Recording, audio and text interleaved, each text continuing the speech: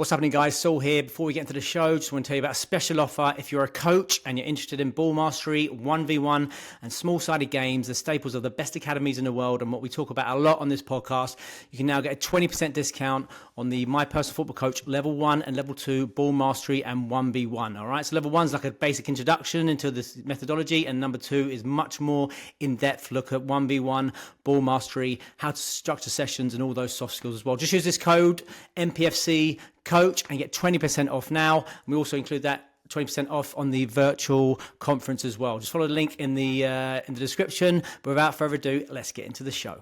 So welcome back to another MPFC Youth Soccer Player Development Podcast, Coaching Family Special, joined by my good friend Glenn. How you doing, Glenn? Very well, as always. Thanks, mate. And a very special guest. Really pleased to have Beto Lima on the show. Beto, if you don't know, is part of the next generation coaches. Beto, so I know very well. My favourite coach I see on Instagram in terms of the content he produces. Absolutely first class, world-class content built around 1v1 skill domination, uses great examples from the games, from football from the highest level, and it shows player how to do it. Really exciting young coach. Like I say, one of my favourite coaches out there at the moment. Beto, how you doing? How you doing, mate? Thank you so much for having me. I feel honored. Good to just, mate. Beto, give us a brief outline of your playing and coaching journey up to this point. Yeah, so first I want to thank you again, for having me here. I'm actually a listener of the podcast since I started coaching, so it's a privilege to be here. And yeah, so I started playing in Brazil. I'm originally from Brazil and came to the United States in 2017 to play in college. I wasn't really gifted genetically speaking, so picked up a few injuries and kind of got in the way of my career.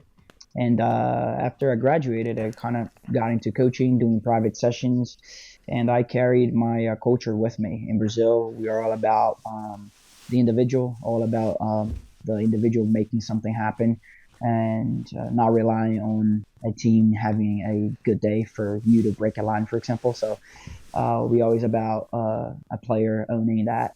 So I kind of took that into my coaching style. So I love teaching kids how to do moves, teaching them basically like where to do it, how to do it, what type of moves, what moment. So I'm passionate about that, and that's basically like how I got into coaching. And tell us about your coaching experiences, because I know you've worked at some academies as well, right?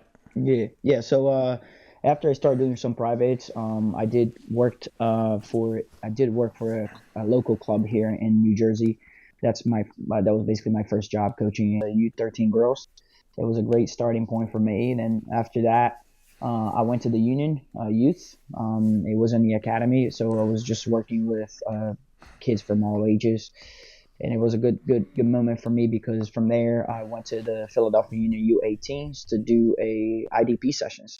So it was basically doing what I love to do. And we picked up these boys in the beginning of the season. I think we did a good job there with the IDPs and refining some players that weren't getting a lot of minutes, and then putting them back on the field with confidence. And it was great. It was a great experience for me. And then my business kind of took off. I started to get a lot of good players and from other clubs, and players from basically all over U.S. coming to train, and that's how I kind of okay, it's time for me to do this full time. And then, it turned out to be my passion. Yeah, excellent. So tell us then about, so quite uniquely, you specialise a bit like myself in the one-to-one training, individual training, private training is called there. Tell us about that then. Tell us what you talked about, obviously, because you're Brazilian, you're cultural, you have that culture in there. But tell us about your coaching methodology.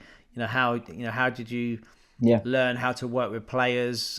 Tell us about the sort of things you're putting on the sessions. Yeah, it's also interesting you asked that, because for me, I kind of got the mixed from the ball mastery, for example, that you do. You're a great inspiration for me. So I don't have one style, this is mine. This is totally unique. I don't think that there's such a thing like that. We get things from here or from there. But my main core and where I got things from is basically where I grew up, how I was taught how to play. And I just remember when I was younger, until my U16 level in Brazil, I remember the sessions. It's funny to say that now, because a lot of coaches would be like, oh my God, you guys are doing everything wrong. But I remember in Brazil when I was U17, the practice used to be 1 hour and 45 minutes. And 1 hour of the practice was unopposed. Unbelievable. I know that things have changed now, but I remember we used to do 30, 40 minutes just volleys, like volley with the inside of the foot, 2 touches with the inside of the foot, like thigh, chest, headers. And I kind of put that together with the turns. Like I wasn't used to, like we didn't do that in Brazil, the turns, the 1v1s, because that's already natural coming from the streets. So what they used to refine in practices were those aerial balls like chest, thigh, inside of the foot, long balls like low driven, so it's things like that. But then I kind of like put that together with things that I've started to see in the game, like different type of twists inside of the foot, outside of the foot, when those things happen, what moment of the game they happen. So I started to gather those videos, and today I probably have like about 5,000 clips, all of them, categorized by moves in certain positions of the field. And it's funny when I show these clips to kids or even coaches, they're like, wow. It's like literally the same exact play, different type of game, different type of level, and it's still the same move. It's unbelievable. So I started like, wow, there is a pattern that I can teach players. Obviously, not every play is going to be on, but when it is on, the players are ready for that. Yeah, top. Glenn, you want to come in there? Yeah, it's interesting about the culture side of it, because the fact that you're crossing culture from Brazil to US, I'm sure you'll see in terms of the difference in culture as well. But some of the clips that go around, you said about aerial balls there, and some of the best clips, a really trendy game at the moment is 2-touch, isn't it? Everyone plays a little bit of 2-touch before. Absolutely. Yeah, they've got the rondos, but 2-touch. And some of them clips that go around, culture is really important. And we spoke about it a lot in the past of the Brazilian families, where literally nan, granddad, mum, sister are all playing 2-touch, and the levels technically are all as good as each other. There's nothing. So, I'm sure to produce a Marta Silva, there's a massive pool of players underneath. Like I remember, I think it was Guardiola said like about Jack Wilshere and producing central midfielders. He said we got loads of them, and I think the whole 2-touch culture or that aerial ball and like beach football mentality as well. It's fascinating to see that whole families joining that. And I know there's a bit of a joke about actually Brazilians when they're born, they're handed a ball first. The first thing they're handed is a ball, and it's like, get hold of that. And, for sure. And it does play a big part. My question I had for you, I wanted to just ask a question, so is, can you see a massive difference in culture to what you grew up in and what you're trying to instill where you're working now, and have you got any resistance towards that as well? Absolutely, Glenn. Absolutely. That's a great question. It's actually like the huge difference between my culture in the United States is that intuitively, like players don't act with their intuition. They want the answers right away here in the United States. Like, what do I do here?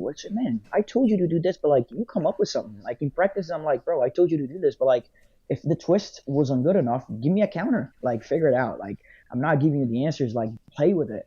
So I feel like players here in the United States, they're taught how to be in love with the game, because I feel like that's their main mission now. Like how can we get people to love football? But in Brazil, we're maybe 100 years ahead of that, where it's like we're not really in love with the game as much as we're in love with the ball. Like this is you got it, you nailed it. Like we love the ball first. So the fact that we love the ball first, I always have a counter for my movement. I twist this way, it didn't work. I come up with something that way. And even in aerial balls, like you said, like fullbacks in Brazil that can play forward off aerial balls is unbelievable. And it's hard to find that in a different country. Like Daniel Alves, how many times he broke the line just by chest down as he was going to retreat, and then boom, outside of the foot. Like those type of plays make the difference. And while other fullbacks are going to take that down and play the center back, we can break that line because we just like come up with the answers, It's interesting, isn't it? You talk about culturally, because when you talked about that, those volleying sessions reminds me when I visited Dynamo Zagreb in Croatia. I've been there a couple of times, and then same thing watching those sessions where absolutely very much just technical focus, long sessions, sort of like sessions like that, just volleys, ball striking, turning, lots of unopposed work, but real. And it's just isn't know why. Like Brazil and then Croatia, they produce such these technical masters, isn't it? Well, culturally, that's where you built around. Whereas England traditionally, so football's more of a hot potato. Get rid of it, put it forward. And it's changing. So interesting, that isn't it? You mentioned Tom earlier when we had another podcast. Tom obviously talks about football culture a lot, doesn't he? It's interesting as well. You talk about that, and I think about my coaching style, and I talk about where that came from. Very much my, as a street player when I was younger, growing up in inner city London as a street player, those sorts of players, in really, really, that really excited me. Those 1v1 players, because that's what the street looked like, right? And the same as Brazil, you have that culture of everyone that flamboyance on the ball, isn't it? Your coaching style came from that, if you like. But I'm just talk about that a bit more. Then how much, how resistant are Americans or people like that, and is North America a little bit more resistant to that sort of cultural play, or is it much more, think about American sports generally a bit more territorial, aren't they, in terms of getting the ball forward quick and stuff like that? Yeah. So it all depends. So I think that football culture here in the United States really mirrors what the country is about. Like lots of different people from all over the world. So it's hard to say like, oh, United States has this style. If you go to Orlando City, they do have more a possession-based type of football. If you come up here, where Philadelphia Union and Red Bulls are here, it is a 4-4-2 diamond, very rigid, play forward on. Not too many touches on the ball. We're not looking for that. So the tactics and the team drives the individual rather than individual drives the team. So it depends on where you go. But I do think that when you go to a place where there's no grass, it's easier to plant something, because then you don't have to rip the whole grass and and then plant. So here I feel like there's no grass.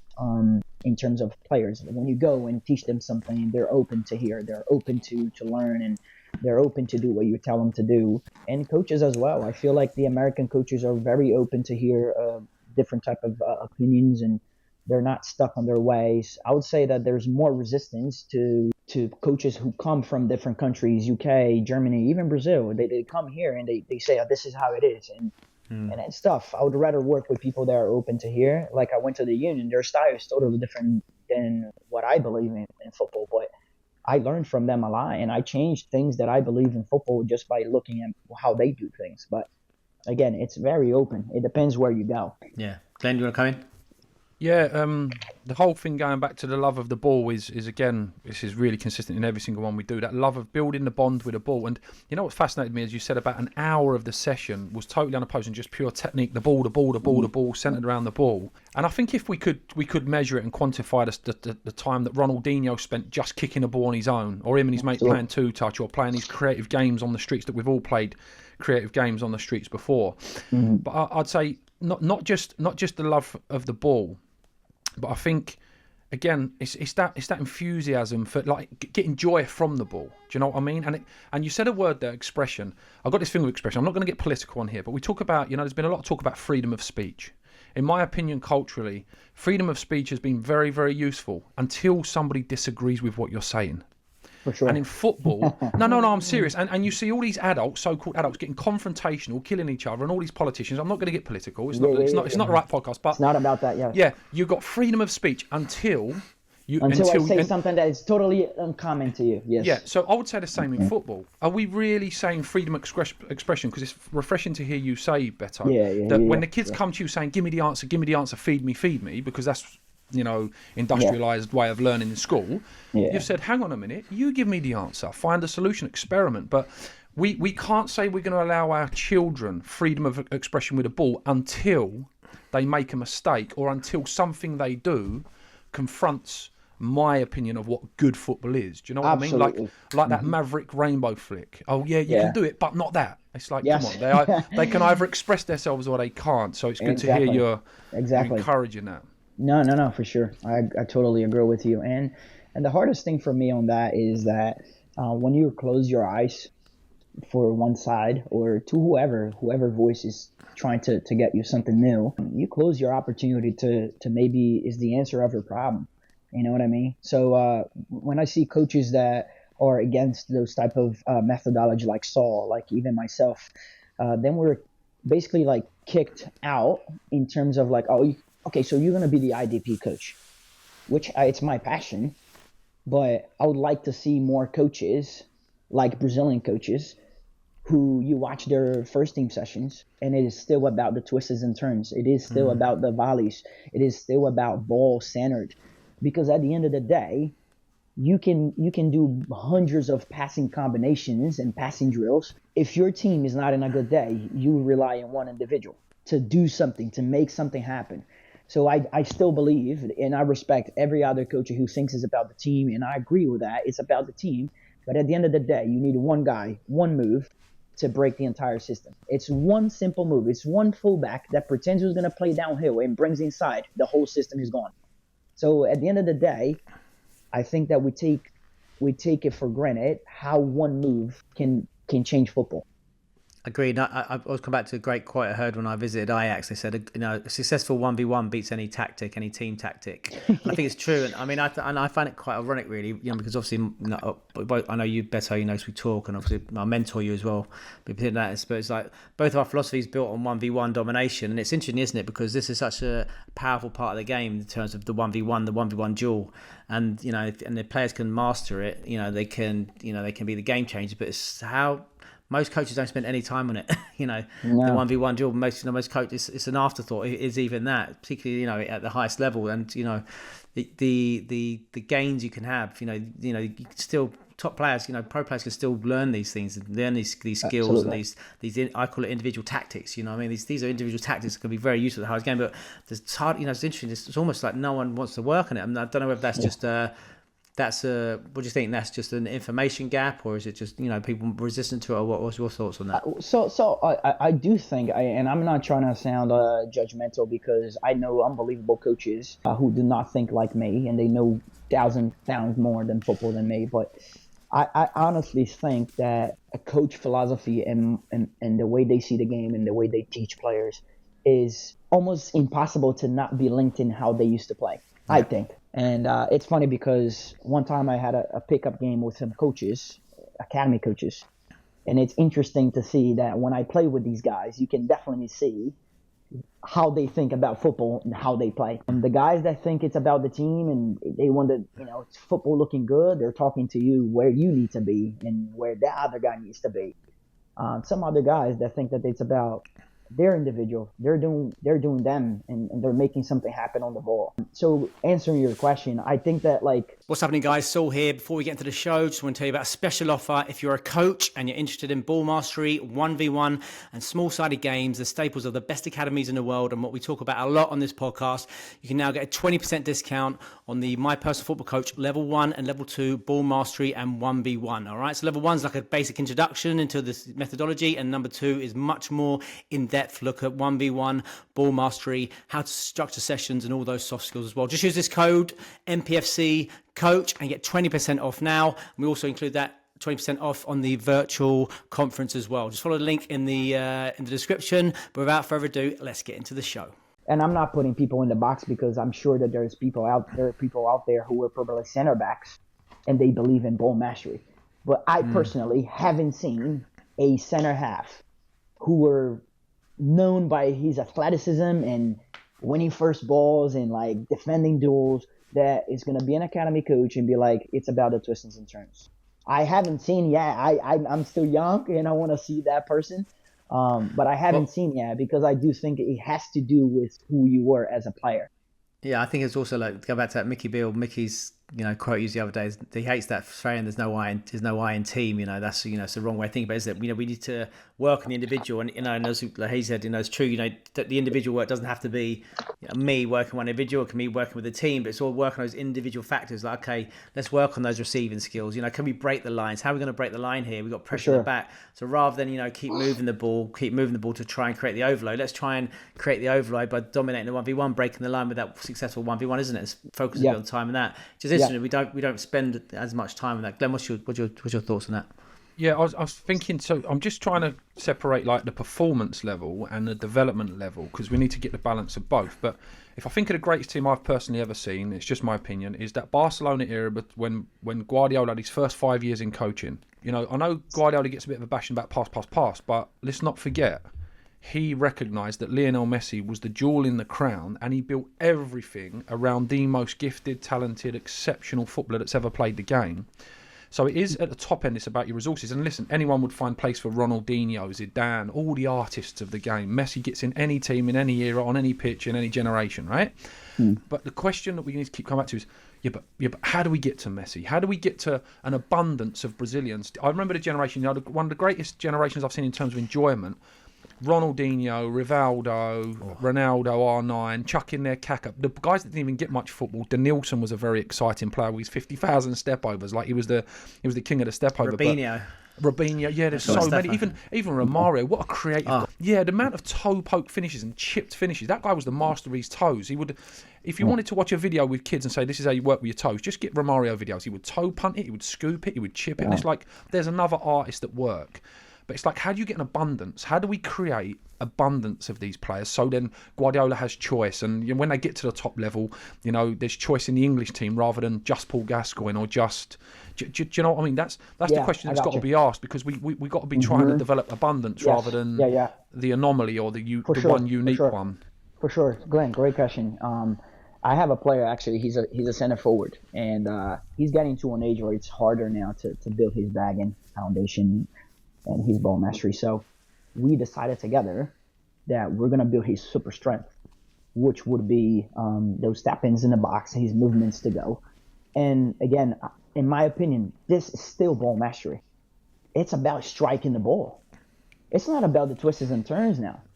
So at the end of the day, it is about the technique. At the end of the day, it doesn't matter how formation you play. At the end of the day, you're going to cross the ball in the box. The center half is getting out. The ball is coming bouncing to that fullback, and he has to have the technique to strike it. So at the end of the day, how much are we working on ball mastery? Okay, let's put the twists and turns aside and the scissors, but how much are we working on ball striking? How much are we working on that first touch to beat the pressure and strike?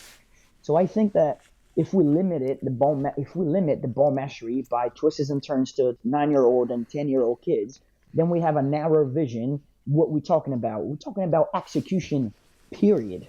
And that's what I'm talking about. In Brazil, we're not doing twists and turns with center forwards at U18s. We're working at their super strength. It's still with execution involved. It's execution. And then obviously we can work tactically with video analysis. Hey, if you make this run more, you can get better angle for your left foot or your right foot. So at the end of the day, like I answered your question, if I work at a club, it's a lower level club at their division, and I know that 90% of the games I'm going to lose or I have to sit back, like Luton Town last year, right?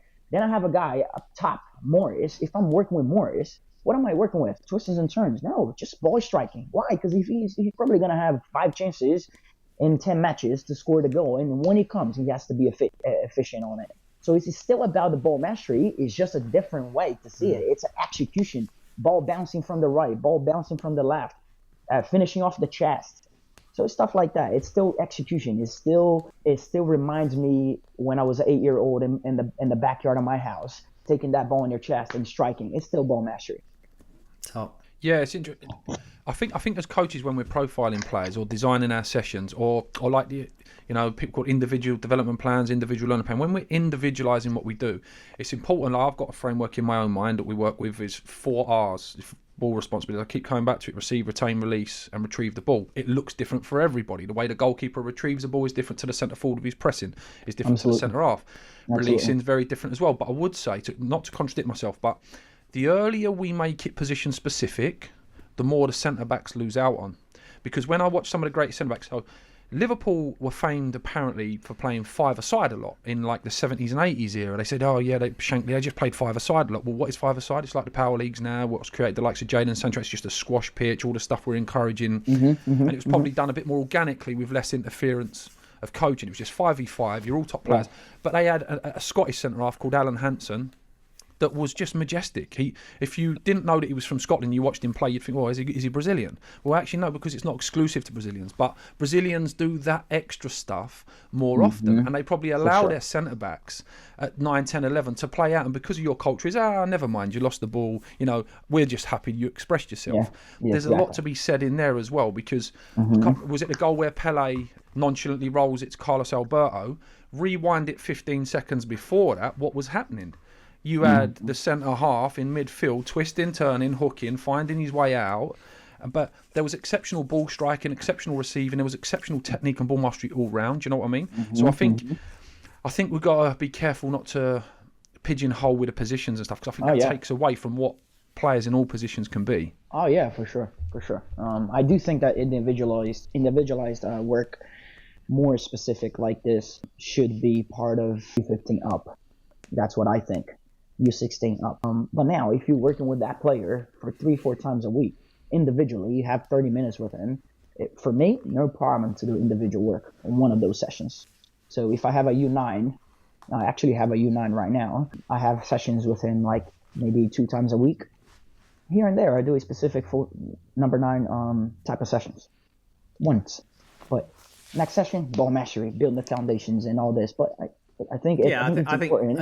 It's like global, isn't it? I think you say like with the younger age group, so you work more globally, but you still be working on, I've got pressure behind, I've got pressure in the front. Sure. You're just working on different things. Whereas like when you're getting older, you're working with people, you say, right, we could just really hone in on that. Okay, these are the things you really need to do.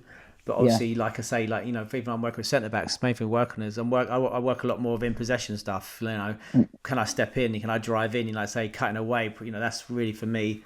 Yeah, where I can add a lot more value. Tell us about your session design. As I say, like where I came across you today. What really excites me about your work, Beto, is that the way you pull the real game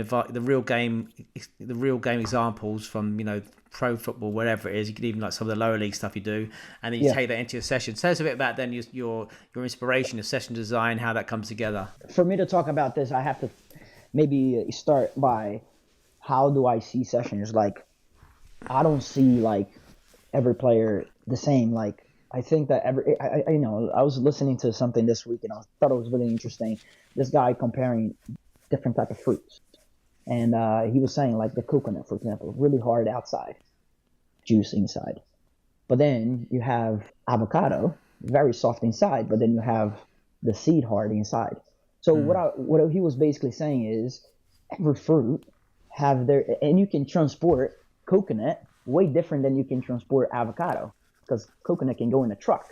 So if you think about it, there's a lot of nuances in fruits. And at the end of the speech, he was saying that that's how we are.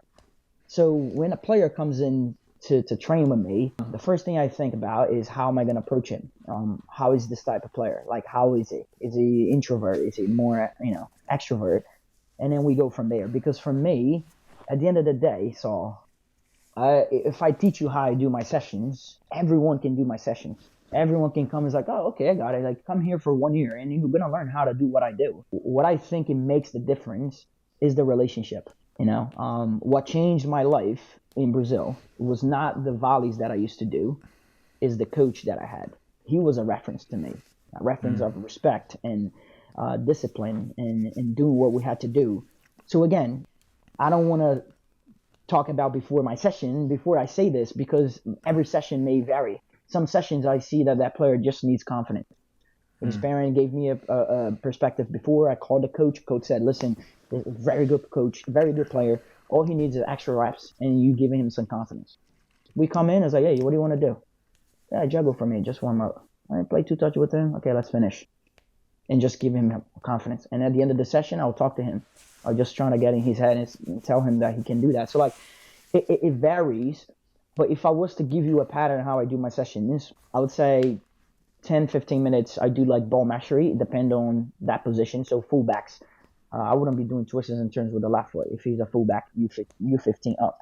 If he doesn't have a left foot by that age, it's hard for me to do a miracle there or even work on that. So if he's U15 up, I will be focusing a lot more on his right foot. We'll do some stuff with the left, but I would do moves that I see a lot happening for fullbacks with the right foot. So just an example with that, maybe a scoop. Pretend you're going to play downhill, you scoop inside, and maybe I find a pass with the left foot, or maybe find a flat pass with the right foot. Then I'll talk to him like, what would be a counter movement for that? Let's pretend you do the scoop, and this guy blocked you well. How can we do now? Maybe we can scoop around him. Okay, so let's try to do that. So I would do a set, like at the end I would give him a move, counter movement, and a counter of that. All realistic. I have all the clips. It's not fluffy or no. It's all realistic. I have the clips, and not only one, I have 20. So, and at the end I will do a set of 5 and simulating the game. So let's put that example again. If I have a fullback and I'm working on that scoop, right, coming in, the first ball would be coming in, play back to the center back. It just didn't work out. You did the scoop, and the guy blocked. Boom, play back to the center back. Second ball, scoop, you beat pressure. Now we go forward. Play it a little pug net. Just an example with the left foot. Next one, you scooped inside, but the scoop was too short. Outside foot, 1-2, boom, go downhill cross. So using the one move, and picturing a lot of different scenarios and different answers. If the scoop was too wide, what do we do? If the scoop is too short, what do we do? If the scoop is more to your left, can you use your left? And things like that. If the scoop was too far and then the defender came with you, can you spin around him again? So I got clips for all that. So I try to keep as realistic as possible, and helping the players be the ones who make something happen. Top. Daniel, come in there. Yeah, the clips and the individual analysis, as you know, so I'm really big on it, because doing the mentoring stuff with people abroad where we can only contact them via Zoom and all this modern technology that we've got right now. But 50 years ago, if we was a football coach, or 60 years ago, we couldn't do clips. And we couldn't use that as a tool, and it's fascinating to hear that you're using it as a tool, and it really is powerful because it's contextualising what you're saying, it's consolidating all the learning, it's really helping you connect. It's just another way to connect with the visuals, and the fact that you're saying you've got so many is fascinating to see. And I think that's key in the coaching as well, isn't it, Beto? In terms of so for example, I do this thing with 1v1 receiving. I get asked the question, what should I do here? What should I do? I say, okay, have a look at this. If Saul goes and stands on the centre spot, and I stand on the edges of the centre circle. Now, if we just consider being around him or on his line, so Saul's now on the halfway line, I'm going to focus on two main things, really. Where's my pitch position in relation to Saul? Am I below him? Am I beside him, which means on his line? Am I beyond him? Am I standing behind him like a number 10? But anyway, but my point is, I'll move me around and say, okay, like you were saying there, if you're in this position, what if? Okay, but then what if Saul's really quick and he presses you? How are you going to adjust? Are you going to still try and take it on your back foot, or you're going to close up and roll out to the side? And it's clever coaching, what you were saying, in terms of you're just painting loads of different pictures there, saying, look, yes, I ain't got the exact answer, but I reckon a lot of these situations might happen. And if you have a look at the game closely like I am here, here's the evidence. And I think that kind of using clips is really powerful. Really powerful. And if I'm honest, Beto, I think you're ahead of the game, because I still don't think academies would do it enough, because a lot of the stuff is all team orientated, and we're playing 4-3-3. This is how we break the pressure as a group. When really breaking the pressure as a group normally breaks down because there's an individual error there somewhere. I'm really fascinated about the amount that you use clips. Thank you. I think could be really powerful. That. Thank you. I believe that too. I do think I agree with what you said. I haven't seen an academy that have, at least I don't know. There might be academies out there that people are doing what I'm doing, but I have never seen a coach that has 5,000 clips at his disposal whenever he wants to. And I try to do that. And I've been doing this for 4 years. Every day I add new clips. So it's been a journey, but it's been worth it. I've been helping a lot of players with those. But what do you use to clip? Do you use a software or something? What's your? I do have Y Scout. I invested on this 4 years ago. I did not have the money to do it, but I took a leap of faith. I felt in my heart that was what God called me to do. I said, no one has that. I wish I had that when I was a player, and I just started doing that. And in the beginning it was a little bit of expense for me, but now it's worth it. Now I see the work that I've put in and hours that I've put in, late nights, clipping those clips out and then putting them in categories, and it's been a work, but it's really gratifying to see now coming together and seeing all my galleries by position, by moves, by turns, by twists, by passes. I literally have all positions, 1v1 moves, turns, passes, first touches. So I have basically everything. If you ask me, it's hard to find something that I do not have. And if I don't have it, I'll have access to it. So it's very cool. Pretty great. Very cool to have that. And what's your own aspirations? Where would you like to go? What's your sort of, just have you set yourself any targets that you want to sort of achieve or get to different levels of the game? I'll be honest with you. I would love to do this at a highest level. But if you ask me do I have any aspirations to be in a first team? Absolutely. I would love to work with the top guys. But I would say that Saul, my main aspiration is actually impact somebody. When I went to the academy, one thing that I did not like to see is coaches who wear the badges because they were hired, but still not have impact with the players. I've seen players go into the locker room and be like, oh my God, I just had a 10-minute talk with this guy. I can't stand it. And I was like, wow. And this guy that he just had a conversation was a licensed A pro, years of experience, great coach. And at that moment, I said, if it's for me to have a job like this one day and have a conversation with a player, and that's how he leaves the conversation, then I don't want to do this. So again, do I have aspirations? Yes, I do. I do want to do that. But my main aspiration is to have one player and be like, bro, you helped me to change my game. Like, we've been riding together. I trust you. Like, it's not just about the session. We come to the session, we're friends. I can be vulnerable with you, and vice versa. And that's what I think it leaves behind. When this guy retires, we're still part of each other's life. Because at the end of the day, it's not about football, is it? You know what I mean? Like, every player has up and downs. You can work with this player and refine all the moves that you can. One day he will go through tough times. And then the most gratifying thing to me is pick up the phone and be like, yo, bro, I got to talk to you. Like, you know, I can trust you can trust me. So I use the football tool to help people. I don't see football the main thing. I see football the way that I reach people, the way I can be a light to somebody. Beto Lima, top mate. Thanks so much, mate. It's been Thank fantastic. You, man. And just tell us just quickly, where people can check out your work. Like I say, like, it's your page is top. Really, I get a lot of inspiration from your work. Tell the people where they can find your work. Yeah, for sure. So my Instagram is at Beto, Beto Lima with 2 I's. I have Beto Lima with 1 eye is taken, so I had to add another I on it. No, 2's better than 1, right? Always. Lovely, Beto. Thanks so much, Glenn. Cheers, mate. We'll see you soon. And thanks, Glenn. Lovely. Thank you, Saul. Pleasure, guys. Nice to meet you, Beto. Nice to meet you too.